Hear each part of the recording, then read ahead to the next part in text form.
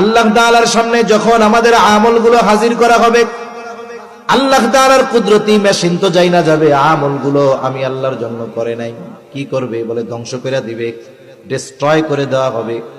আল্লাহ তাআলা বলেন, ওয়াকাদিমনা ইলা মা আমিলু মিন আমালিন ফাজআলনাহু হাবাআম মানসুরা।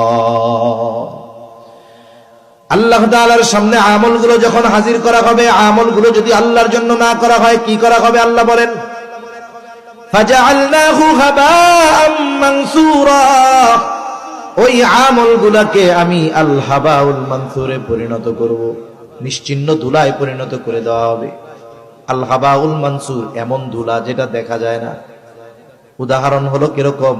বলে যাদের বাড়িতে টিনের ঘর আছে বুঝবে, টিনের চালা স্ক্রু খুলে গেছে, ওই জায়গায় একটা গর্ত হয়ে গেছে। এইবার সূর্যের আলো দুপুর বেলায় যখন ওই ছিদ্রর উপরে পড়ে, চতুর্দিক দিয়ে দরজা জানালা আটকানো, ওই ছিদ্রর ভিতর দিয়ে সূর্যের আলোর একটা রেখা সুন্দর মতো ঘরের মধ্যে পড়ে। এবার ওই আলোর রেখার মধ্যে হাজারো অগণিত ময়লা দেখা যায়।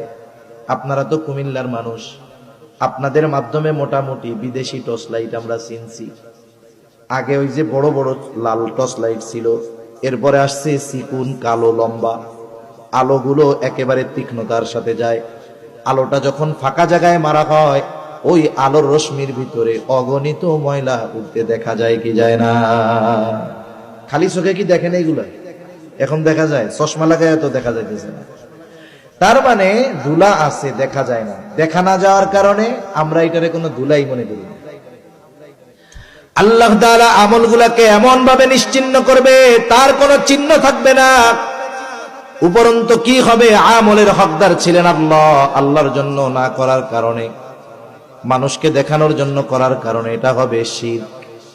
আমল বাতিল, শিরকের অপরাধে তাকে শাস্তি হিসাবে জাহান্নামে দিয়ে দেওয়া হবে।